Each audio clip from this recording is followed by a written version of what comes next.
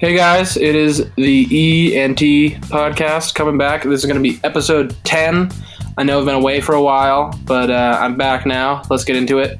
Today, it will not just be me. It will be my friend Ryan joining in. Hello, Ryan. Hello, Eric. He is a college football player, so he might know what he's talking about. I'm not really sure. But let's get into it. Today, I'm going to give you our picks for wildcard weekend. I'm going to give you my top 10 teams in the NFL right now, and then we're going to go over end of season awards. So let's get into it with the picks. First game is going to be the Colts at the Texans. And now when I look at this game, they both split the games this year. Both teams went away from home. And I think the key thing here is Andrew Luck was healthy when the Colts beat the Texans, and I don't think he was fully healthy when the Texans beat the Colts. And I think because of that, I'm going to pick the Colts. They just look like the better team on both sides of the football. And when's the last time you remember the team with the worst offensive line in the playoffs winning a game? Because I can't. Yeah. And it's the Texans by a lot for worst. Yeah, that's a good point. And the Colts have an excellent offensive line with Quentin Nelson, Braden Smith. All the young rookies just coming up and making a huge impact on that offensive line, especially Quentin Nelson just changing the whole. I mean, he's already an all-pro. Yeah. He's that good. He just changed how everything is done there. Like there was a play where he pancaked someone and then dragged his manhood over his face while he got up. And it was just so demeaning, and that's just how they play. It's just power football. Yeah, and if you can play power football and you have Andrew Luck and T.Y. Hilton as well, I mean, it's a lot. And T.Y. Hilton has slaughtered the Texans defense every time they've played. I know DeAndre Hopkins is really good. I know Deshaun Watson's really good. I just think the Colts are going to be better. Yeah, who's supposed to cover T.Y. too? Because the Texans' top cover guys are old and slow. Yeah, because the answer is no one. The answer is 0 people. So we both agree on that one. Moving on to the Seahawks at the Cowboys. I'm going to pick the Seahawks, and it's a lot because I think Russell Wilson is so much better than Dak Prescott, and it's the playoffs, and this is when it matters. And the Seahawks have more experience. I think they have the better coach. I know their defense isn't as good as the Cowboys, but they have been playing okay. And I think the Seahawks wide receivers are better than the Cowboys as well. So I think because of all of that, I think the Seahawks are going to win. Though maybe the Seahawks defense isn't better than the Cowboys. Obviously it's not, but they do have Bobby Wagner, and he can change. And he's the best linebacker in football. I know Leighton Vander Esch and Jalen Smith have had good years, but Bobby Wagner is superb, and he might be one of the best to have ever done it. And when it comes between Dak Prescott and Russell Wilson, like the Cowboys and Seahawks are very similar teams, the way they do everything. Like they just try to dominate possession time and play defense. Yeah, they have a specific way they need to win the game, and if they can't do that, it doesn't work. Yeah, so when it comes down to it, I think it's who you take in the red zone at quarterback, because you just got to make plays, and that's Russell Wilson. Yeah, and it's Russell Wilson every time. And people are going to say, hey, the Cowboys are at home. Hey, the Cowboys, they got Amari Cooper. When they lost to the Seahawks in the regular season, they didn't have Amari Cooper, and the Seahawks had Earl Thomas. But, the Seahawks were a very different team then, and they've gotten so much better since then. I know the Cowboys have gotten better, but I don't think they've gotten as much better as the Seahawks have, and I think Pete Carroll's been superb. Yeah, and obviously Pete Carroll's a better coach. And at the beginning of the season, obviously the Seahawks spent a lot of draft capital drafting using their first round pick to draft Rashad Penny. Right, he was the first round. Yeah, and they were just trying to force him onto the field and use him more than he should have been used, because Chris Carson was obviously clearly the better running back. And once they switched over, they've become a dominant running the football team. And when Russell Wilson is allowed to sort of lean on a running game, what happened last time? They won a Super Bowl and they went to another one. Yeah. So I'm not saying it's the same defense, but it's the same Russell Wilson. He's probably even better. Yeah. So I don't know how I could possibly pick Russell Wilson beating Dak Prescott and sleep at night. The other way around, Dak Prescott beating Russell Wilson and go to sleep thinking I'm a sane human being. Yeah. I just can't do it. And moving on to the Sunday game, it's going to be the Chargers at the Ravens. And this game's already been played. The Ravens did dominate the Chargers in a game without Melvin Gordon for the Chargers for most of the game. And Antonio Gates fumbled when they were about to score. There's a lot of things that went wrong for the Chargers in that game that I don't think are going to go wrong again. And I think once you see Lamar Jackson twice, once you see that offense twice, it might be a little bit easier to defend. What happened to Tim Tebow? That's true. But Harbaugh is just such a great coach, especially in the playoffs. He's a great motivator. He's a great motivator for the team. Yeah, and I don't know. I think they can get it done. I think that the Ravens can pull off what seems to be the upset, even though they are the higher seed, over the Chargers, and get the sweep, pull it off 2-0 against them this season. The reason I'm going to disagree and go with the Chargers is because, again, it's the quarterback. I think in playoffs, when it really matters, you need to look at the quarterback and see, can they be a leader for the team and can they win? I think Lamar Jackson can be a leader for the team, but he is sort of, you win with him and not because of him. On NFL Network, Daniel Jeremiah says, "Is he? I think it's a tractor or a trailer. Are you going to win? Are you going to win because of him or win in spite of him?" Sort of. And I think Lamar Jackson is sort of in between there. I mean, he does some good things, but he's also not nearly accurate enough.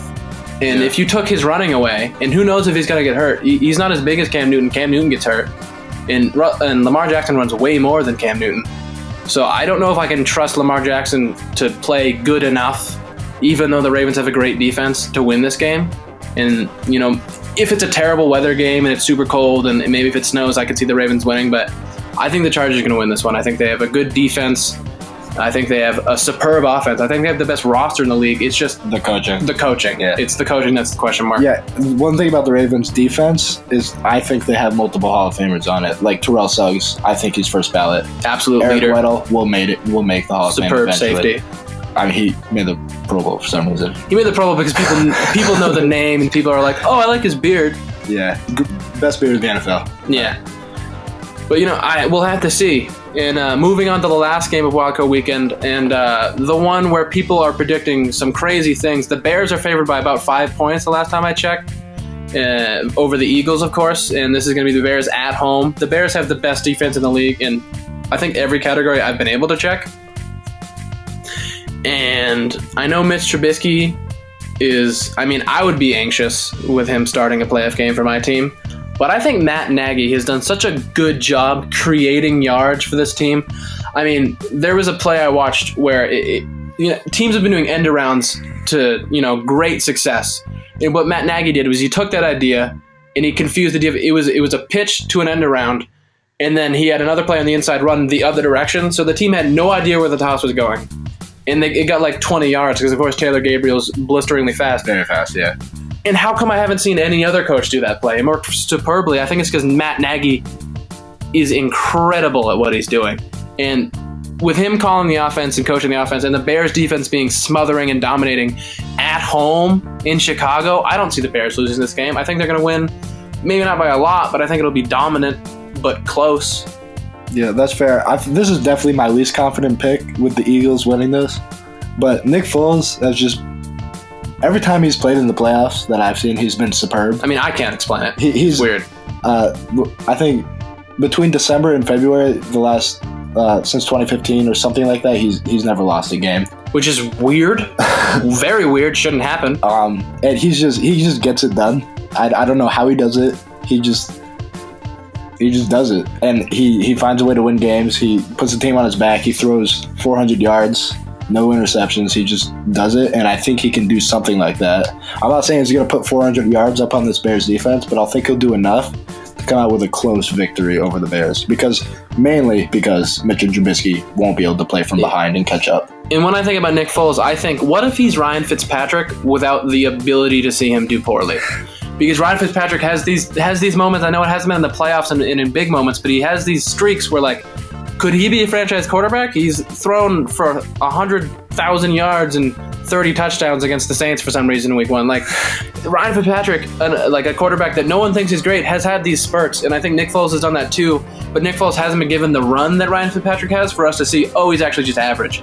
And I'm worried that that's what Nick Foles is, a better Ryan Fitzpatrick, and I just don't know if I could be like, oh, because I've seen him in 10 games play well, like in the last 4 years. I don't know if I can say he's good enough to win a playoff game. When you saw the bad Nick Foles when he was with Jeff Fisher, it was bad. It was because of Jeff Fisher. It was not because of Nick Foles. It was all because of Jeff. Like, Jared Goff with Jeff Fisher wasn't good. He didn't want to play him.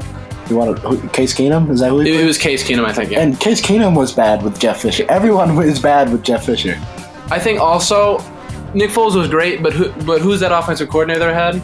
Oh, they had Frank Reich, who's coaching the Colts now. Coach. I don't know if maybe I think in my head, Nick Foles needs Frank Reich more than Carson Wentz did. Yeah. Not saying that Carson Wentz is leagues ahead of better than Nick Foles, because I have no idea at this point. But I think that might hurt them in this game. I think It hurt them earlier in the season. I don't know why it wouldn't hurt them now, because Nick Foles was great in the playoffs, and so was the rest of the team. But Frank Reich left, and we saw a struggle, and I think that might, happen.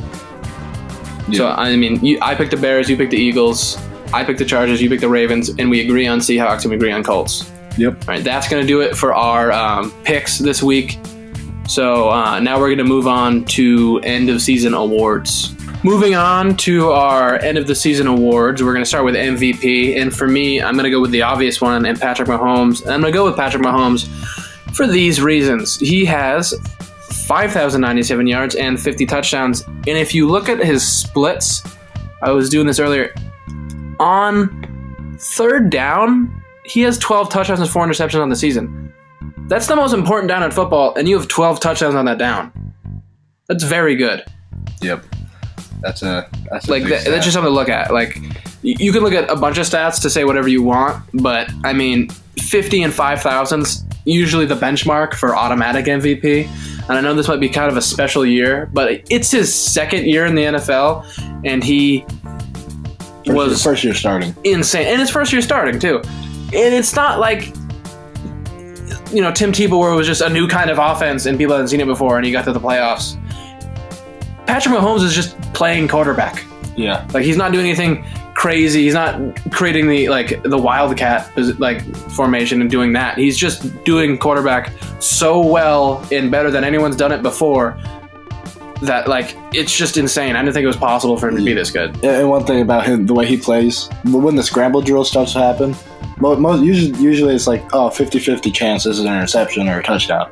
With him, if I'm the defense, I'm scared. When I see him get out of that pocket, I'm like, especially with Tyreek Hill, because it's not maybe you can cover Tyreek Hill for a couple seconds, but once he gets out of the pocket and extends the play, what are you supposed to do against Tyreek Hill?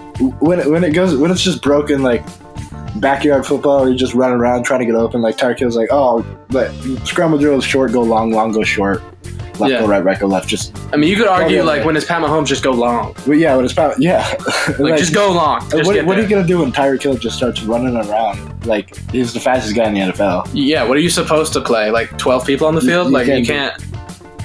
So for all those reasons, Pat Mahomes is my MVP. I know you disagree. Yeah, I am a Saints fan. Might be biased, but I do choose Drew Brees.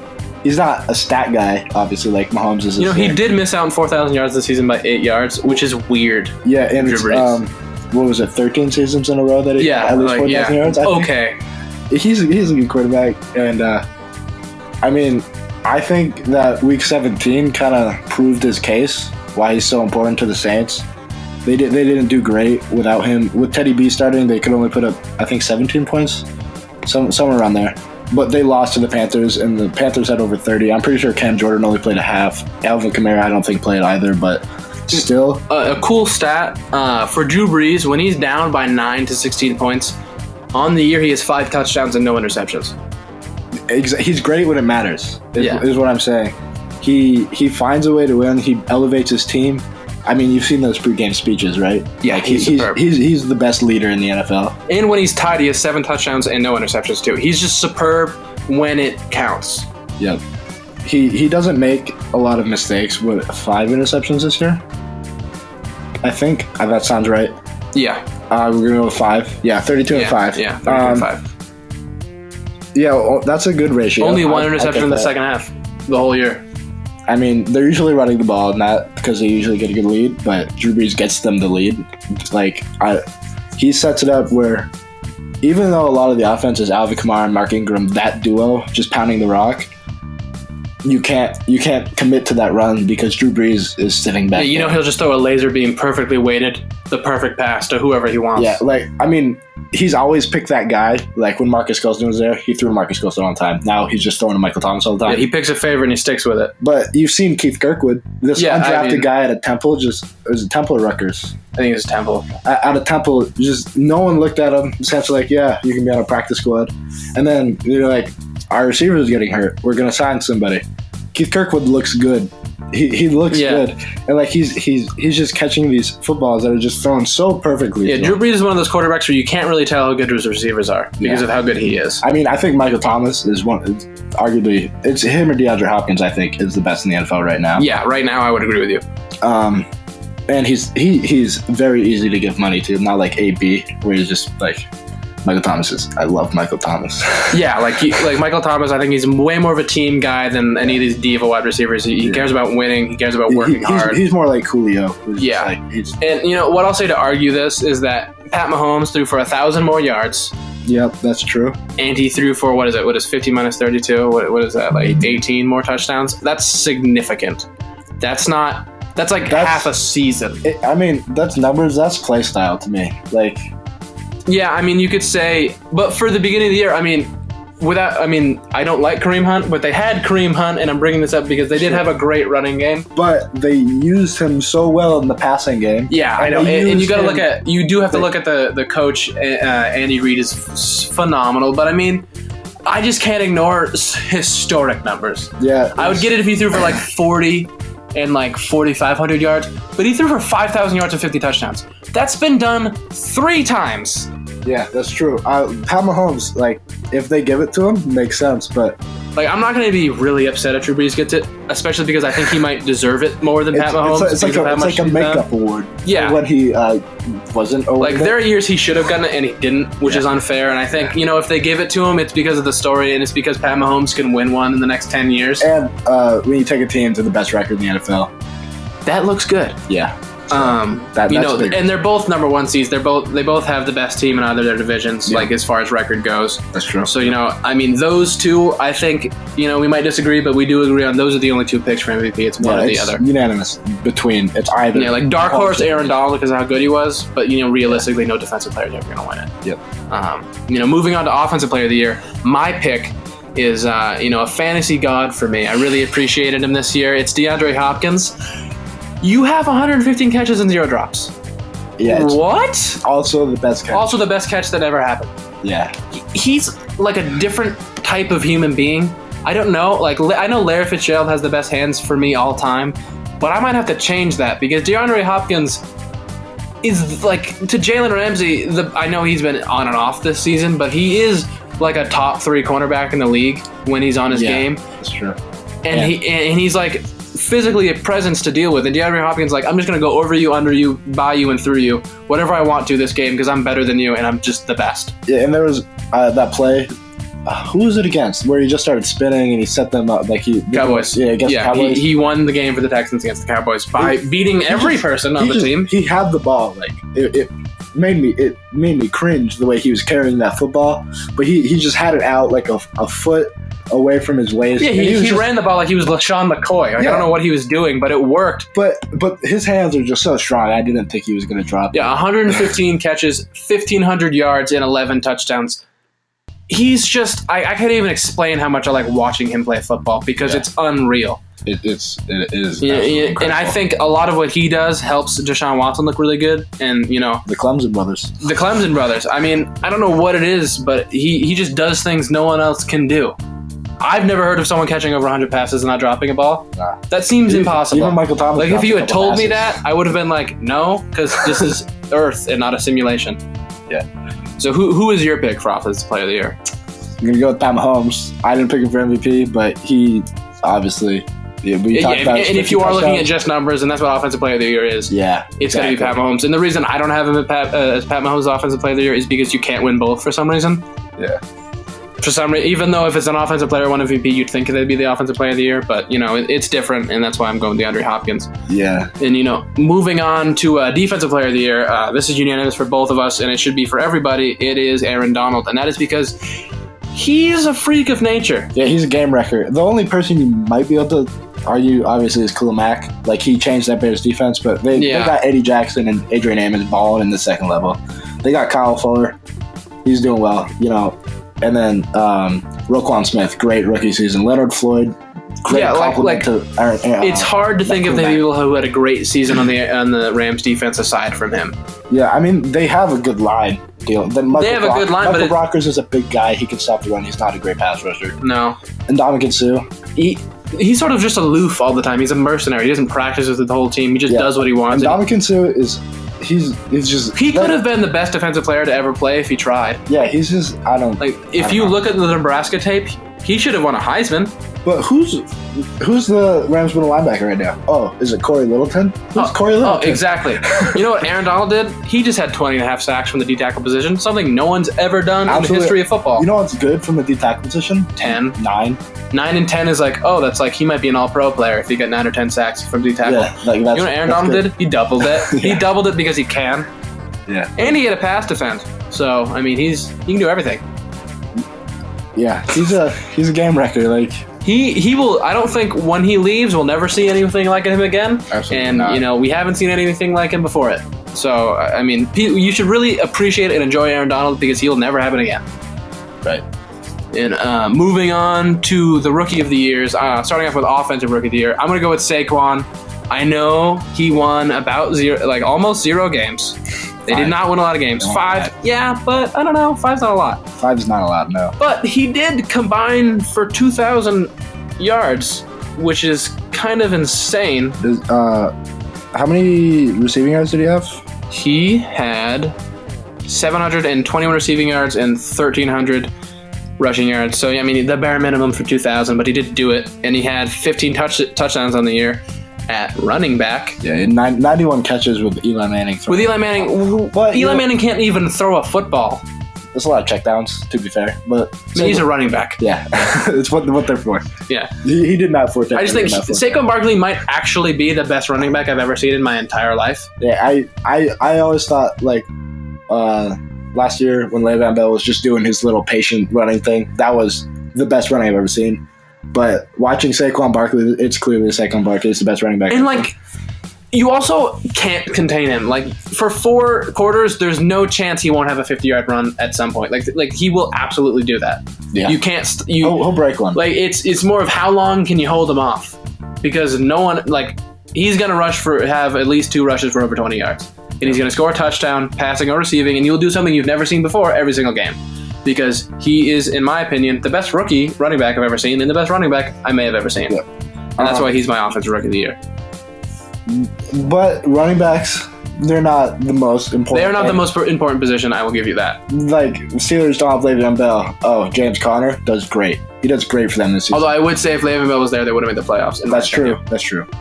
But Baker Mayfield, he just turned the Browns around. 0 wins to 7. It did go from Hugh to someone that wasn't Hugh. True. And obviously Hugh, they had their disagreements.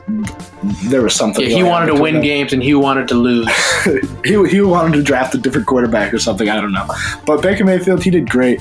I mean, 3,700 passing yards and 27 touchdowns, not starting every game. He was sacked 25 times, so all of these numbers are that's pretty impressive to get sacked that much. 25 is not that many. It's more than once a game. I mean, you're under fire. The least, I think the Colts had the least amount of sacks. 8 or something? No, it's not. I think it was 18. Was it 18? 18 or 19. Or it was 18. Put a 1 in front of the 8.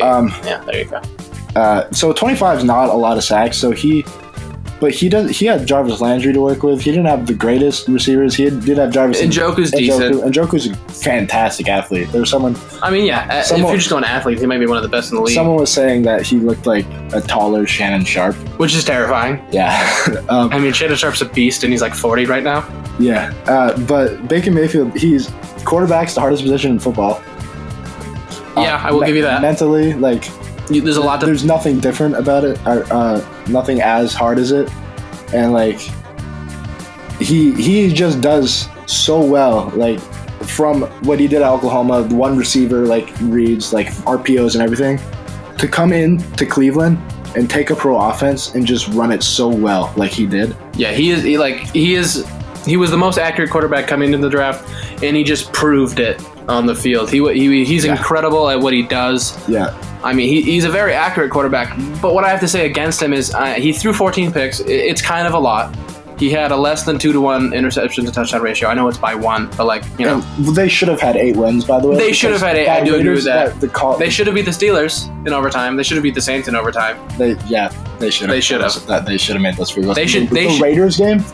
Are you kidding me? Arguably, this team should be a wild card team. That's true. And, I do agree with you. Baker Mayfield was the best rookie quarterback this year, by far. I think that. Well, but I also think... Who else? Josh Allen, Lamar Jackson.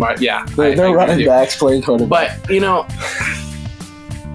I just think, this league, every passing stat is inflated. Like quarterback rating, yards, touchdowns, interceptions, like everything is better than it was in years past. Yeah, that's true. The rules are catering to quarterbacks, and I know receivers and receivers, yeah. But if it's for receivers, it is for quarterbacks. True.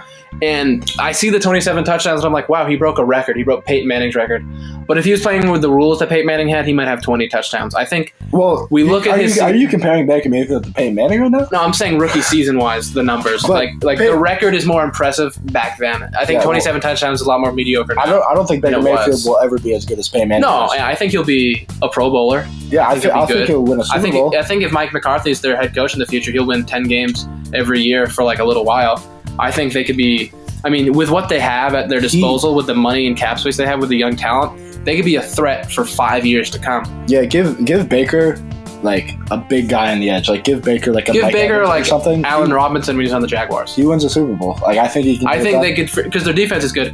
And to go back to the conversation about offensive rookie of the year, I just think stats are so inflated this year that we shouldn't necessarily pay attention to his 27 touchdowns as he broke a record, he should get it. I think we should just look at the eye test, and the eye test tells me that Saquon Barkley is just a better player all around than Baker Mayfield, and that's not to say that Baker Mayfield's bad, because Saquon Barkley is the best running back I've ever seen. I know I said it a bunch of times, but I think in a year where Saquon Barkley's not there and it's just a regular year, put Baker Mayfield in the class last year, I think he wins it.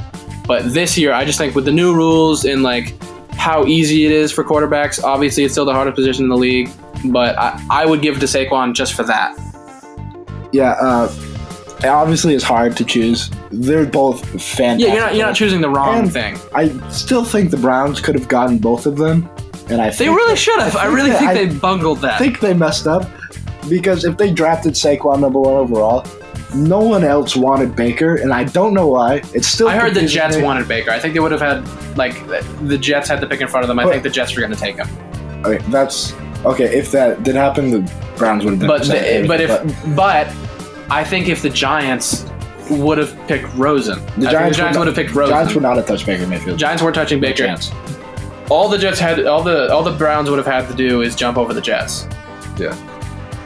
Which, I feel like it could have happened. Quite possibly, the Browns might have had the best draft class to ever happen or ever will happen. Yeah, and Nick Chubb's not bad. No, Nick Chubb's good. Nick Chubb's very good. But I think, I don't think the Giants made the right decision not taking quarterback. They made, but, Yeah, they shot themselves in the foot. I think they may have done that because in 10 years from now, will Saquon Barkley still be in the league? Because the running back position's incredibly hard. How many touches did he have this year? He had so many. He had 91 catches. He had 91 catches, and he had 1,000-something yards. He's getting a ton of carries, and without a quarterback, he's going to continue to wear down because they're going to have to lean on him. Yeah. And so I'm not saying they made a bad pick, but they didn't make the right pick for the right organization. I think Saquon Barkley at any time is a good pick. Yeah. But they didn't make the best pick for them. Yep. But anyways, coming all the way back to the conversation. I'm going to pick Saquon for Offensive Rookie of the Year. I'm going to pick Baker. And you're going to pick Baker. Moving on to Defensive Rookie of the Year, I'm going to go with my man Darius Leonard. And I've been saying this the whole year. He had 163 combined tackles, which so many. Yeah. 7 sacks, 4 forced fumbles, 2 fumbles recovered, and 2 interceptions. Oh, where did he play college football? Was it South Carolina State, was it? A place where the games aren't televised? Yeah, middle of nowhere? Where did he come from? He's just been superb. I don't understand. The Colts defense is good, and they shouldn't be. And a lot of that is Darius Leonard. Yeah, you get a middle linebacker that can just lead. Or he doesn't play middle, but you get a linebacker. You get a linebacker that can lead the way he does and perform the way he does. Yeah. It can really mold the defense into something that it wasn't the year before. Yeah. And I think, he's been so valuable to this team. I just think it can't be anyone else. Who do you think it is? I gotta go with Derwin James. That dude, he's just balling. The fact that he fell to 17 in the draft. Vita Vea was drafted before him. Unbelievable. Why didn't the Bucs get him? Who's their safety? No one. Everyone was I thought they were going to draft him. They needed a safety more than any other team in the league. They're like, you know what? We'll just draft someone to go along with Gerald McCoy. That'll work well. That's smart. Derwin James, he looks like he's playing at a different speed than everyone else. He's Cam Chancellor if he was fast. Yeah, he is just an incredible player. He turns the ball over, 3 interceptions. That's pretty good. 105 tackles combined on the year. That's very good for a safety. That's that means he's good with the run because he can tackle on. And he's good with the pass because he has 3 interceptions. Plus 3.5 sacks on the season, which is pretty decent. Yeah. He's probably going to be up there with Charles Woodson. 60 sacks and 20 interceptions. I think, 60 interceptions, 20 sacks. I think looking at this draft, this might have been the best draft class in recent years. This is going to be an all-time draft class. It's going to be very disappointing to see this draft class, I think, because it's just like D linemen and nothing. Yeah, and it's going to be interesting. This is kind of similar to the Phillip Rivers, Ben Roethlisberger, Eli Manning draft class. Where I'm very intrigued to see. No Eli Manning. There's no Eli Manning. Yeah, it's cool to see, the story of these quarterbacks play out and these defensive players. Like, this is such a rich with talent draft that we did just had. And there's not a single player that I don't really like. Like, there hasn't really been a bust. Yeah, I thought Josh Allen was going to be I really thought he'd be a terrible quarterback. I said it during the season that he's terrible. He has proved me wrong. He had, really, I'm still not sure he's going to be like a Pro Bowl caliber, but he's way better than I thought he was going to be. I did not think he was at all ready for the NFL. Yeah, I thought he should sit. I don't know why the Bills drafted him so high. That's probably why I'm not a GM. I have to be honest. He's done well. This is just an incredibly impressive draft class from most people. It's hard to pick your rookie of the year, both sides. And, Derwin James has played great. I just think Darius Leonard has been a little bit better. And, that's not to say that Derwin James' year has not been incredible because he's fantastic at covering the pass and the run. He can man up tight ends and do it really well. Like Travis Kelce against Derwin James, that's a great thing for the Chargers to have because he's been a mismatch for them. Yeah. And guess what? Now Derwin James at 6'2", 215 can do a job against Travis Kelce, which they haven't had before. He's changing their defense to be something that it never has been before. And it's very rare to get that from a rookie in his first year. That's incredible. But again, I think Darius Leonard's doing a very similar thing, if not better. So I'm going to pick him. Yeah, I still got to go Derwin James because he's got that length and he's so athletic and he's just superb. He's just great. There's not a lot. Great player. Moving on to the last player award, it is Comeback Player of the Year, and there's no one I can think of that would earn this award more than Andrew Luck. He has 29 touchdowns on the season. You know what he did the season before? Watched football on the couch. Yeah. And then the seasons before, you know what he did? Get hurt a lot. I didn't think he'd play football again. His shoulder is just... Especially when Josh McDaniels pulled out of the Colts job, I was like, oh, Andrew Luck is broken beyond repair. But little do I know, wait till 6 weeks in the season to where, they say he's fully recovered around week 6, week 7. I think they lost, 1 or 2 games, and he played phenomenal the rest of the year.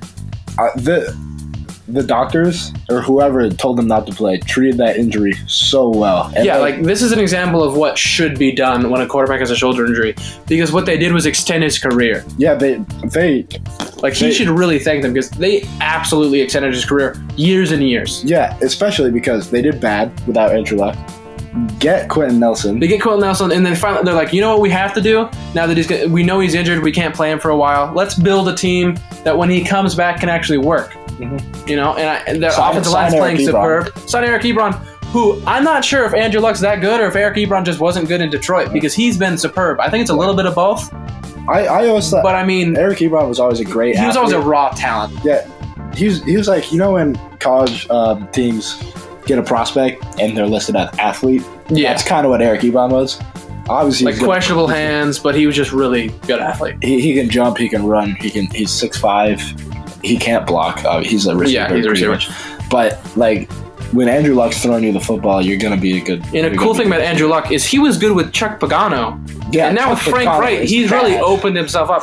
It's like throwing a turbo into an already superb car. He's just humming right now. And I think he'll take it to the playoffs. I think he'll play great. And I think he's just has to be the unanimous comeback player of the year. I know people will shout maybe J.J. Watt.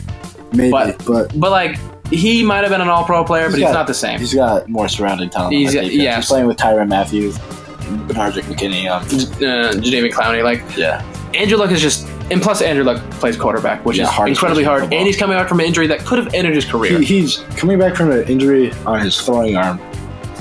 It's just crazy. he couldn't throw a deep ball at the beginning of the year. Yeah, Jacoby Brissett had to throw the Hail Mary. Like, it wasn't like he got the same offseason everyone else did. I mean, when did he start throwing balls? Maybe a few weeks before the season. Maybe a few weeks before the season. And he, like, I just have nothing but good things to say about Andrew Luck. Plus, he's a great teammate. Yeah. Plus, he's a great teammate and a leader, and he does the right thing the right way. Does he still have a flip phone? You know, he probably drives a van and still has a flip phone, but he does have hundreds of millions of dollars. So, you know. Humble, I guess. Humble, I suppose. Moving on to the last award, and it is Coach of the Year, and for me, it has to be Matt Nagy, because we got to watch how bad John Fox was last year, and it was just setting us up to look at the treat that is Matt Nagy. John Fox being bad can prove how good Peyton Manning was. Just a little side note. Yeah, that's true. But, I mean, when we're looking at Matt Nagy, he's done so much good things for the offense. I talked about it a little bit when we were going over the Bears game. But, I mean, he just put so many wrinkles into, like, such a you know, sort of straightforward thing. I mean, he runs the ball a lot, and his quarterback's sort of questionable, but he's found a way to run the ball in a way that teams can't defend. Yeah, he doesn't really have, like, offense. He's just kind of got little gadget players to work with. Yeah. Like Tariq Cohen, Taylor Gabriel, and Trey Burton. Yeah, it's a team of athletes. They can all throw the ball. Like, Mitchell Trubisky can run the ball. Like he's using he's being the most economic with a team I've ever seen. He's using everything he has. It's like a great chef, you know? Yeah. Like, he's just using everything in the kitchen, everything.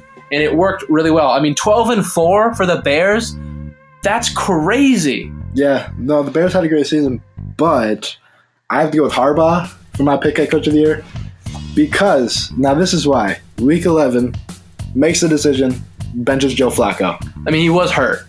Well, yeah, but when he was healthy, when he could come back, it wasn't Week 11 then, but, like, I think it was, like, Week 13, he said, no. We're going to leave him out. We're sticking with Lamar Jackson. We're sticking with this offense that I installed mid-season, and we're going to go 7-1, and we're going to make the playoffs over the Steelers. I mean, what he's done has been incredibly impressive. Yeah. And name a year in recent years where the Ravens have had a bad defense. Obviously, Harbaugh. It's been a while. He's always had that good defense, and he's had Terrell Suggs.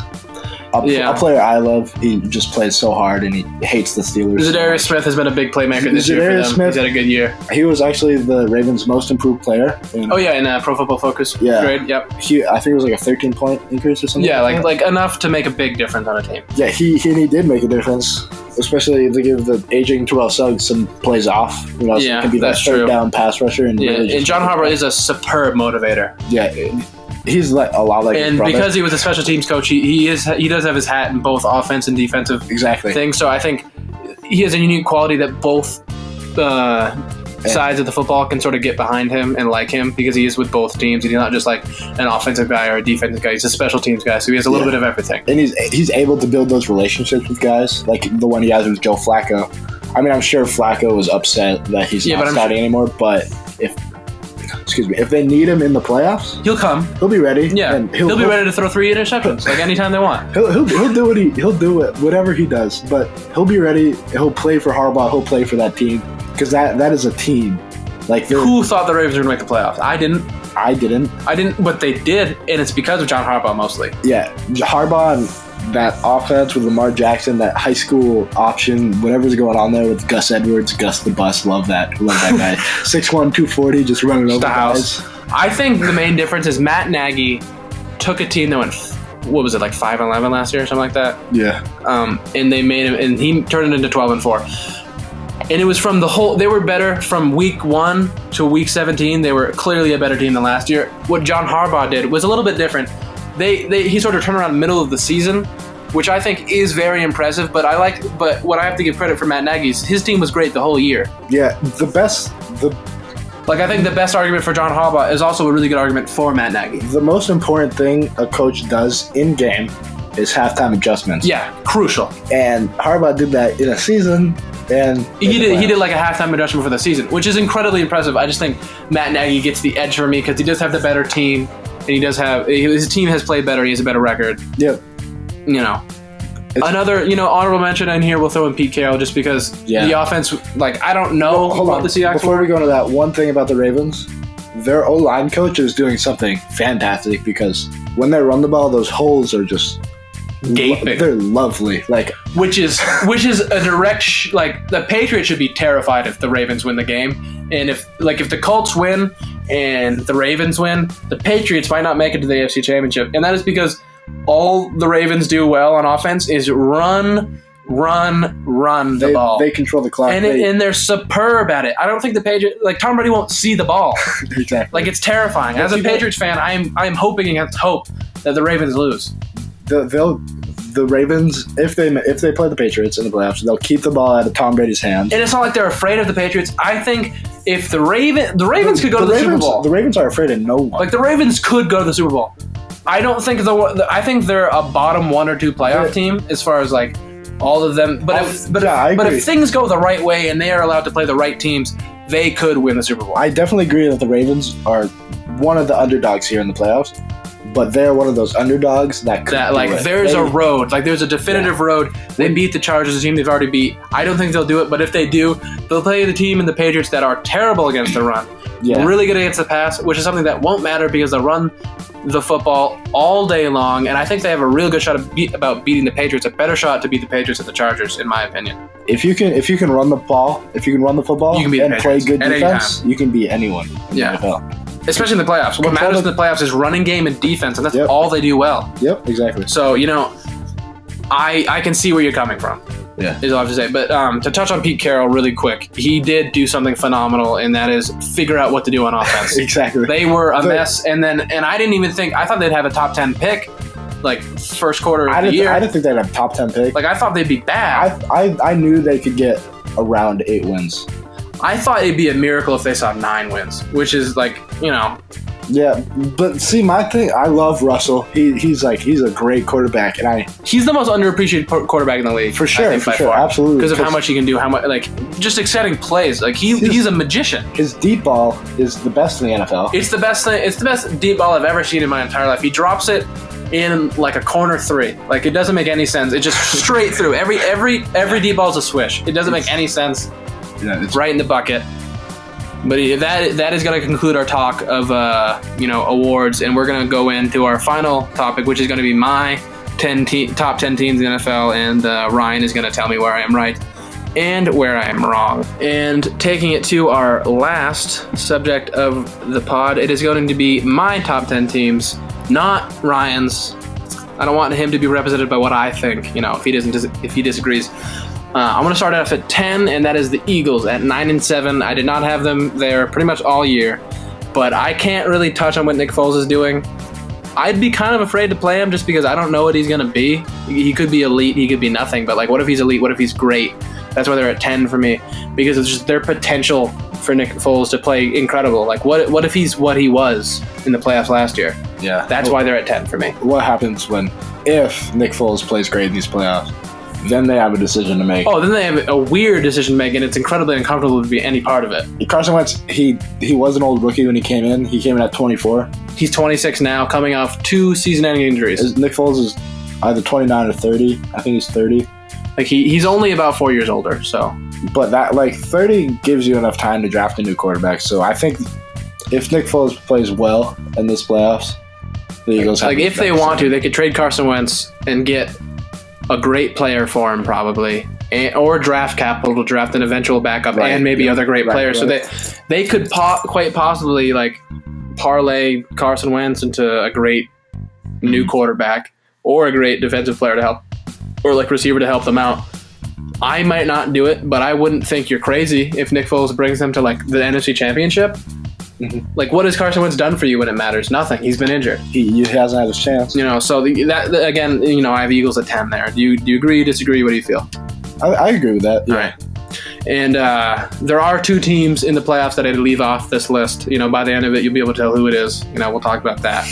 But moving on to 9, I have the Cowboys at 10-6. They're going down 1 spot from 8 the last time I made this list. And that's mainly because every time I watch Dak Prescott, he misses 2 open throws that could be touchdowns, and I don't think that you can win with that type of just amount of missed opportunities. Like, football is all about taking the opportunity on the field and not messing up. Yeah, if Tony Romo was still on this team, they would be 13-3. They would have the best team in the NFL, I think.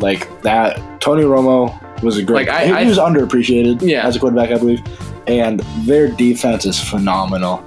Like, they have the best probably linebacking core in the league. They can go the way their linebackers move horizontally is just it's incredible because they have it's such a horizontal league now with just horizontal quickness of the offense. The fact that they have Jalen Smith and Leighton Vander Esch to cover both sides, it's just great.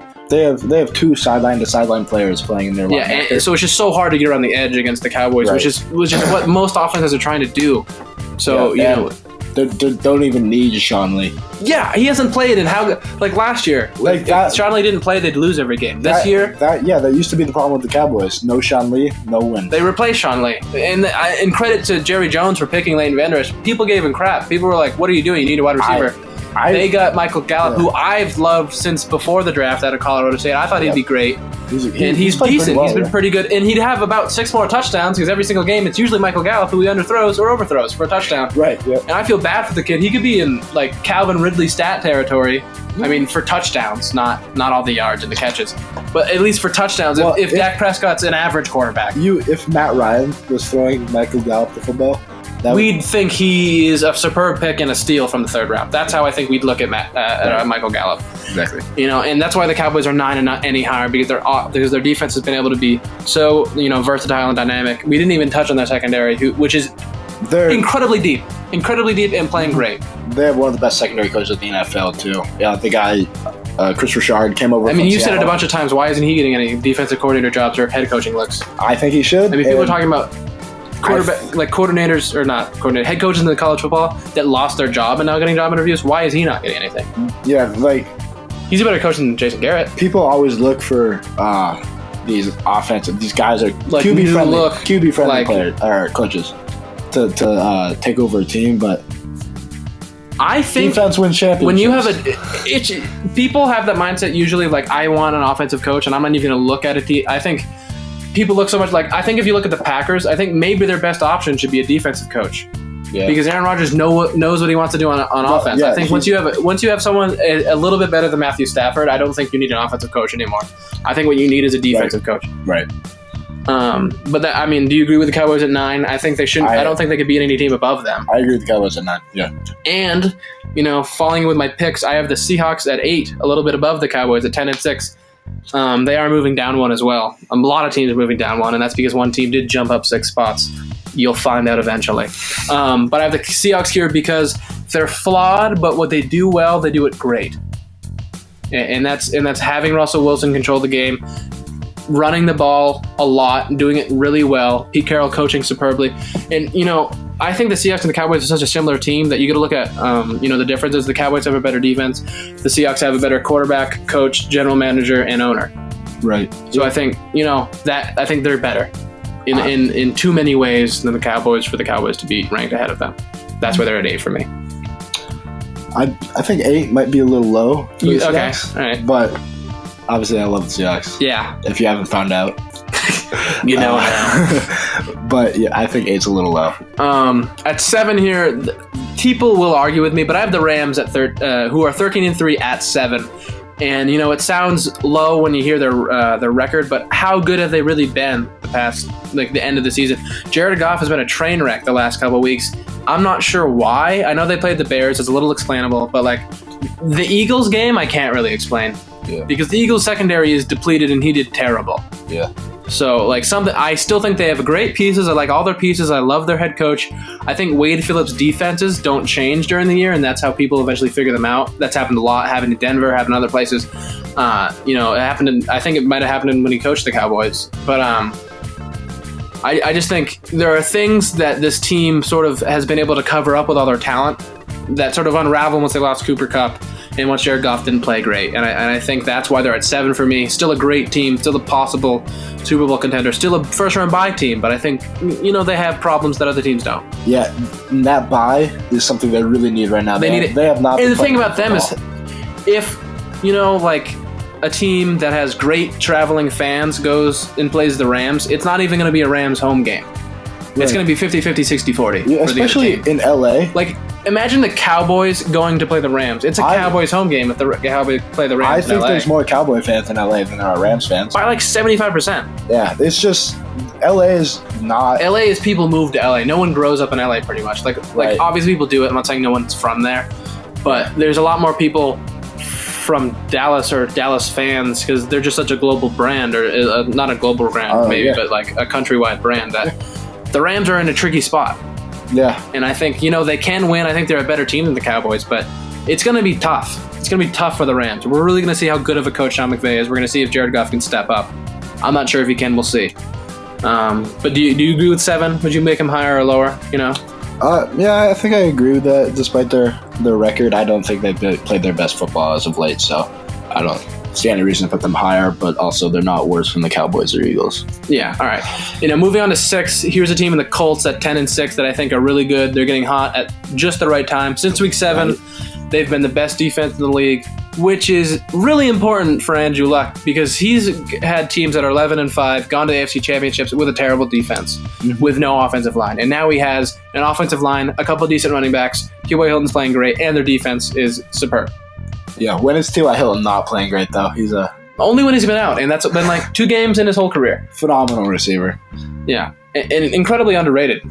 He's like the Russell Wilson of receivers, pretty much, as far as underratedness.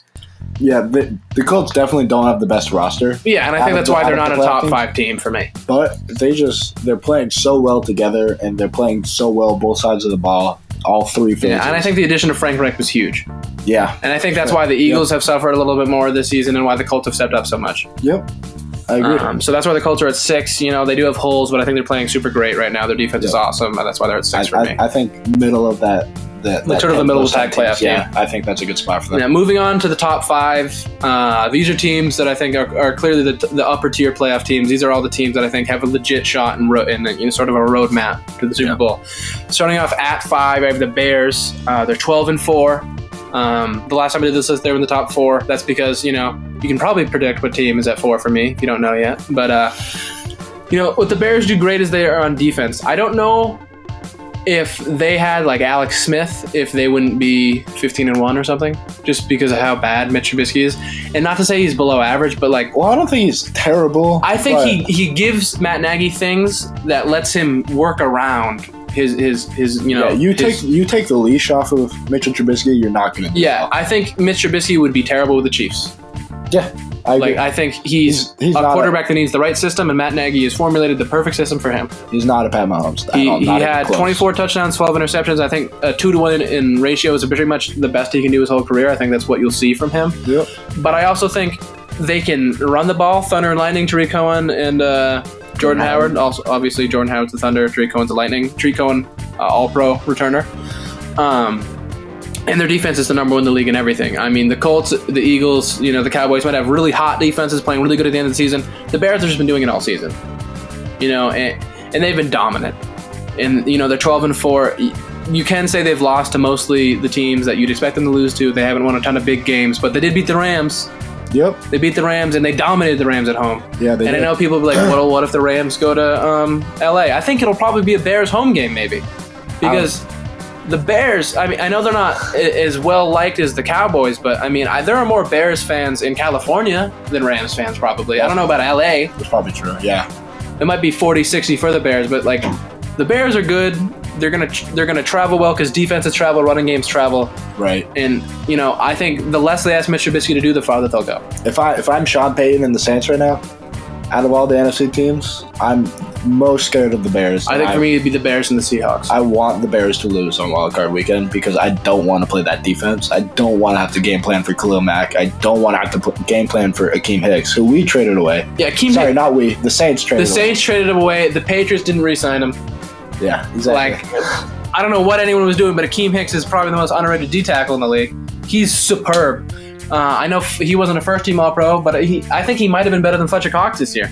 That's how good he's been. And Fletcher Cox is, if Aaron Donald wasn't a person, Fletcher Cox would be one of the best defensive players in the league. Fletcher Cox is arguably the Eagles' defense right now, though. Oh, he pretty much is. He pretty much is the Eagles' defense. Yeah. But, so that, in summation, is why the Bears are at 5 for me. I think it's some good reasons. Yeah. All right. I can agree with that. Moving on to 4, probably the most controversial thing is the Patriots moving up 6 spots. And people are going to be like, oh, you're person picking favorites, whatever. Look at it. The Patriots have the best corner in the league with Stephon Gilmore. At least from Power Football. I think it's Pat Pete. You can think it's Pat Pete. He's been superb this year. I think. Okay, at least the thing about Pat, just on a little tangent here, no one throws the ball to him. Yeah, no, he can't have good stats because what are you supposed to do? Just throw it to the other team? Just throw it to the other weaknesses on that Cardinals defense, which is everywhere. Yeah, it's so hard for Pat Pete to accumulate stats because if he's just the only star, really. He's a phenomenal. But J.C. Jackson stepped up. He's been great at their number 2. Jason McCourty's played really good. Yeah. Devin McCourty had the fastest play in the NFL this year. He ran faster than Tyreek Hill's fastest play. Really? He ran 22 miles an hour. I did not know that. That is fast. He's 32. That is impressive. I think Patrick Chung is old, but he's a little bit underrated on that defense. He can cover, and he can be a safety. And the Patriots have been allowing Tom Brady to, save his knee a little bit, not have to pass as much, because they do have a running game now, and they have a really good offensive line for the running game. Their guards are good, their center's good, their tackles are decent. I think Trent Brown's really stepped up. He's 6'8" and 360 pounds, which is disturbingly big. Yeah. I know Tom hasn't been great this year, but he's also, Tom Brady. So if he's not great for Tom Brady, he's still one of the best quarterbacks in the league. And, I just think they do have a first-round bye, and that's a lot of the reason they're at 4, because there's a chance, in not a good chance, but less than a bad chance, that the Chiefs lose. Yeah. And if the Chiefs lose, I think the Patriots are going to the Super Bowl. Because who's going to New England other than the Ravens? That's true. One thing about the Patriots is the people Tom Brady's throwing the ball to. What if they cheat? They do that all the time. Who, the Patriots? Yeah, they could just cheat to get in the Super Bowl. That's true. I wouldn't be surprised. I would cover it up too. Gronk is not running like he's a tight end. Gronk is running. I've heard it before. I don't remember who said it, but they said Travis Kelce runs like a fast tight end, and Gronk runs like a fast lineman. I think that was Colin Cowherd. I think it might have been Colin Cowherd who said it. But that's a great representation of what he is right now. And Edelman forgot how to catch footballs or something. Which is really, really, really frustrating. I cannot say it enough. Look at the Steelers game. He's not been himself. Far from impressive. And I agree with that. But I still think in the playoffs, he's going to step up. The Patriots have this sort of, I don't know what it is, but every year the Patriots in the playoffs, someone steps up. It's usually a wide receiver. I don't know why. I don't know why. But for some reason, and I think Edelman will play better in the playoffs because he always does. I think Chris Hogan will step up a little bit.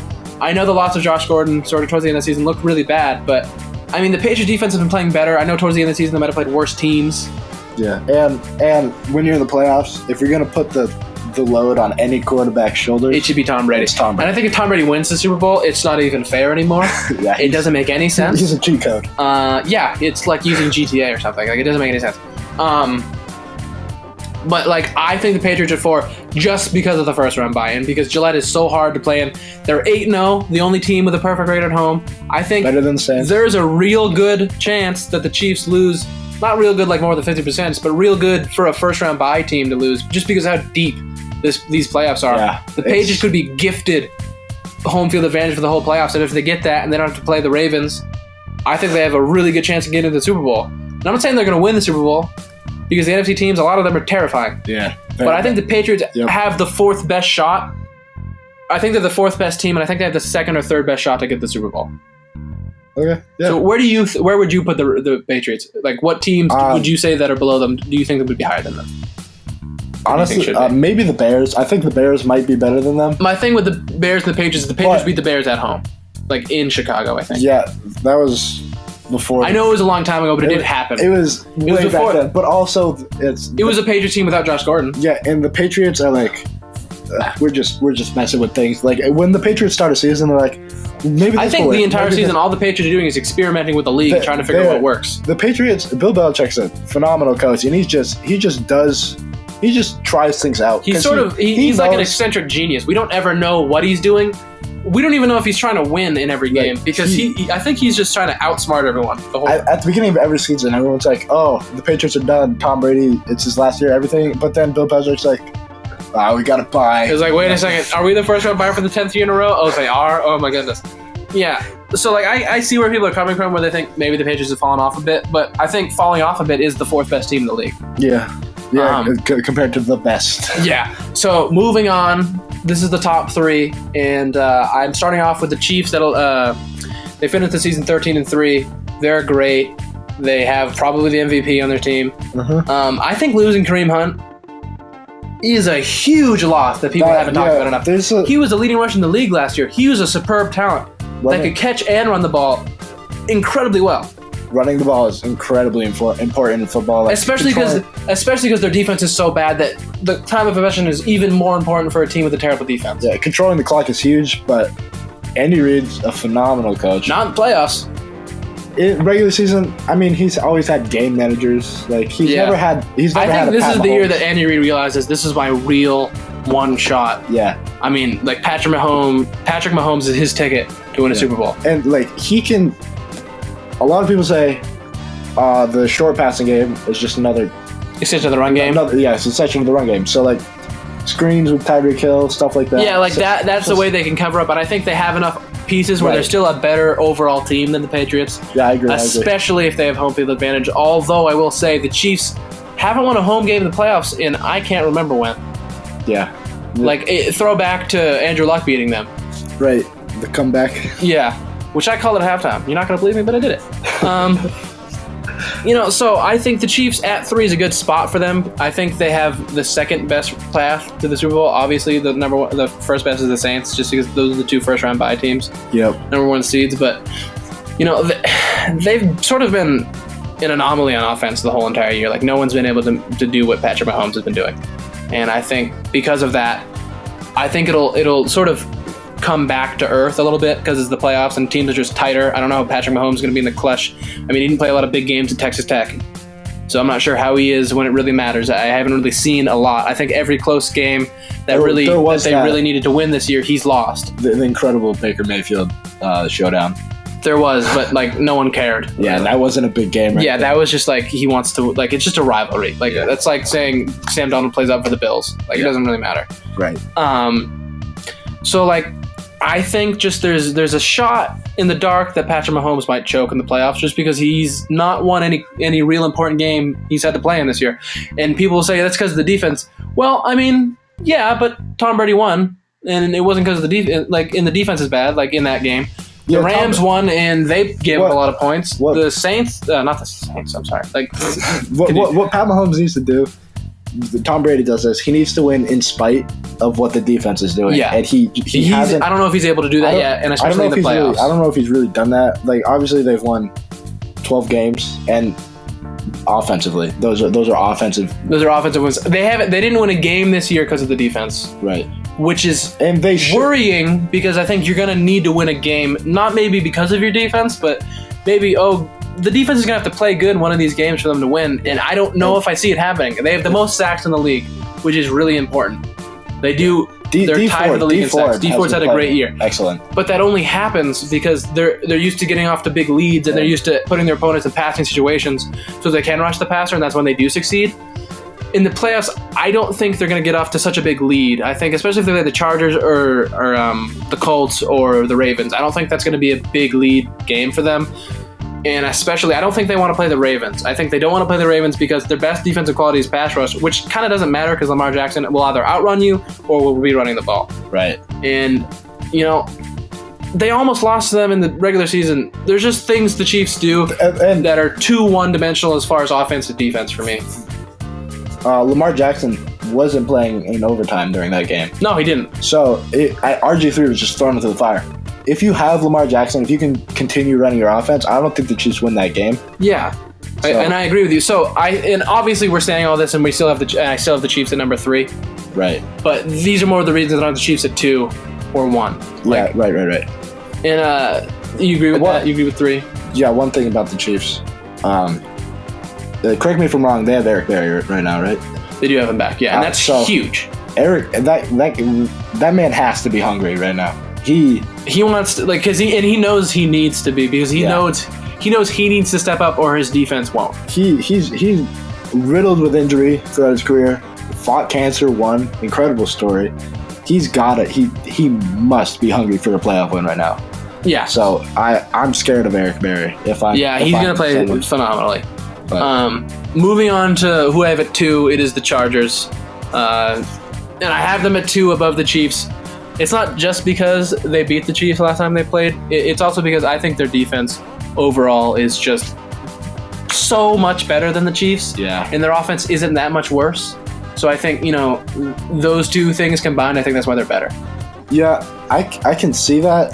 But one thing about the Chargers, I do not think Anthony Lynn is a great head coach. Yeah, no, he's not. Maybe not even a good He's head not coach. a great good game manager, I don't think. So, and Andy Reid, he's a fan. Andy Reid is a better head coach than I think he's better enough where you can put the Chiefs above the Chargers.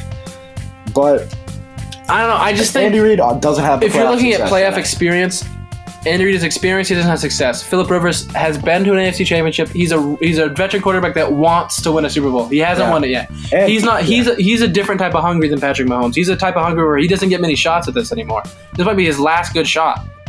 Phillip Rivers is going to want it more than Pat Mahomes. Right now, I trust Phillip Rivers more than I trust Pat Mahomes.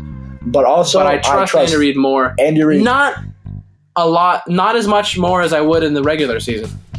Like what Anthony Lynn has to do, it's kind of just what Jason Garrett has to do. He has to not mess up. He just has to, and you're right. What Andy Reid has to do is create an offense. And Andy Reid has to win the game. Anthony Lynn just has to And I think, and that's sort of why I think the Chargers are better off in the playoffs, because if Andy Reid has to win the game, Andy Reid hasn't yet in the playoffs. That's true. And I haven't seen it. And how long has Andy Reid been around? A heck of a long time, and he hasn't done it yet. Yeah, I think that means, will he ever do it? And that's my question. And until he does it, I'm going to pick him to not win in the playoffs. Yeah, I still am going to stick with and it's understandable if the Chiefs or the Chargers. I can understand in the that. 2 spot above the Chargers because of their coaching. Yeah. And moving on, I don't think you'll have any arguments with this. I have the Saints at number 1, and it's just because they do everything good except defend the pass.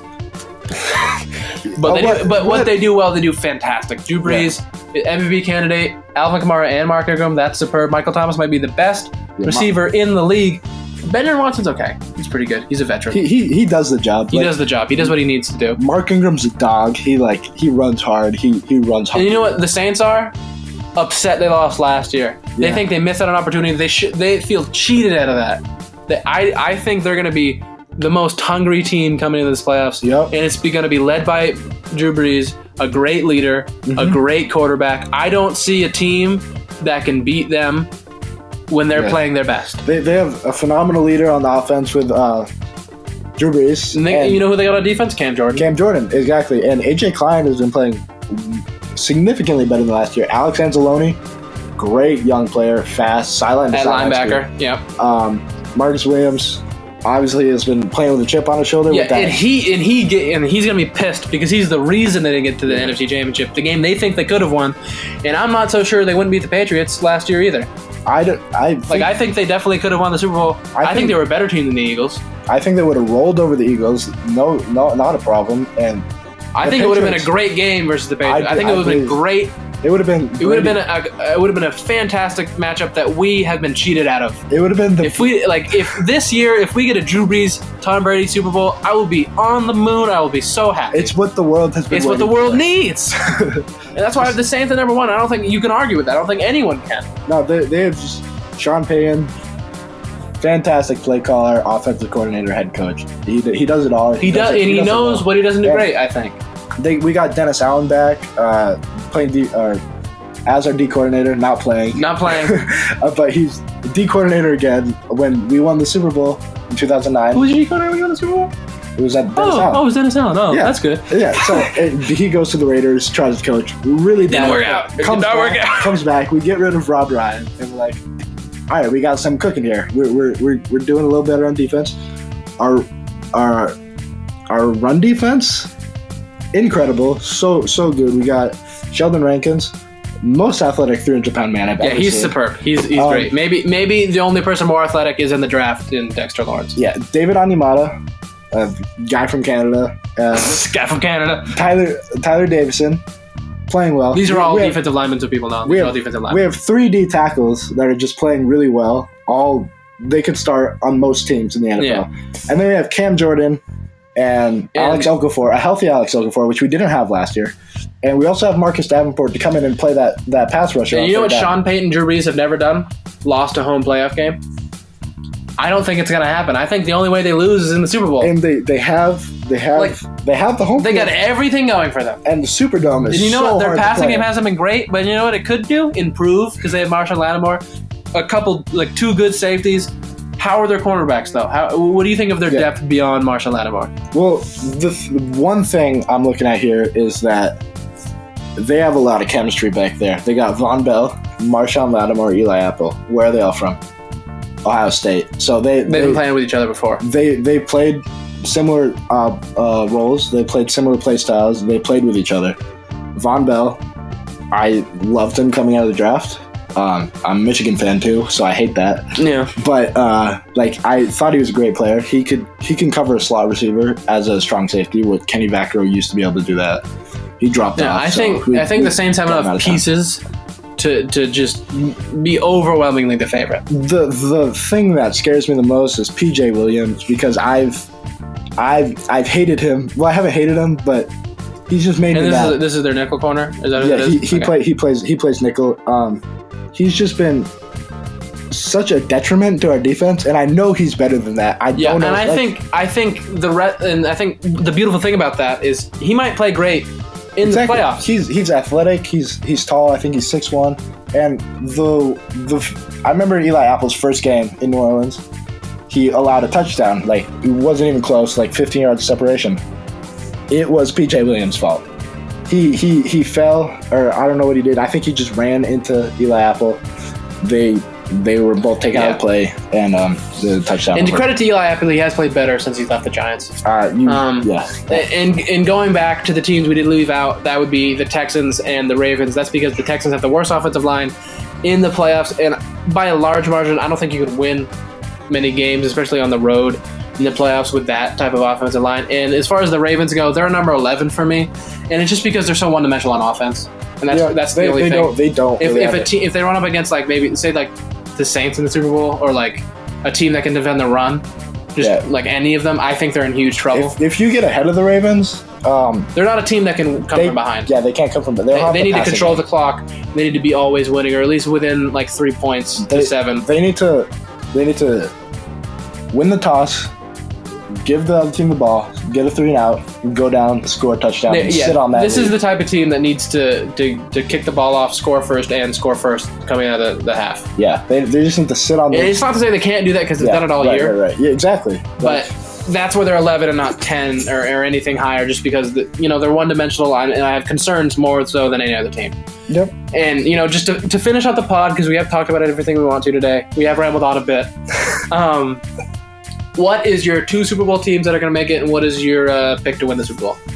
My 2 Super Bowl teams are the Saints and the Chiefs, and Saints, I think, are going to end up winning the My picks are the Saints and the Patriots, because I have to pick the Patriots, because I love the Patriots and I think they could win it. If I wasn't going to pick the Patriots, I'd pick the Chargers. Okay. I think the Saints win either way. If the Patriots make it to the Super Bowl, I will change my mind, because of course I'll pick the Patriots, because I'll convince myself that they're better somehow. And I'll tell you guys about it. The thing about the Chargers, they have the hardest road to the Super Bowl. They have the hardest road to the Super Bowl. I think it can get done, but I think the Patriots have one of the greatest shots. They could be one of the luckiest teams in history to lose those couple games that they should have won and end up not getting the number 1 seed. They could end up with the home field advantage the whole playoffs. I think the Patriots could go to the Super Bowl. I think they have the best shot out of the AFC just because of their experience to make it. I still think the Saints would be favored, and they would probably win. I think it's about 60-40. The Saints are going to be favored, whatever AFC team comes out. Yeah, the Chiefs right now kind of just remind me of the Rockets, because they're just they're firing. They're firing, but what are they going to do in the playoffs? Right, exactly. Because the Rockets just make the playoffs, lose to Golden State. Are the Chiefs going to get all the way there and then just lose to the Patriots? We don't know. We'll have to see. Thank you for listening. Come back next week or whenever I am able to get this podcast out. This has been Erik and Ryan. See you next time.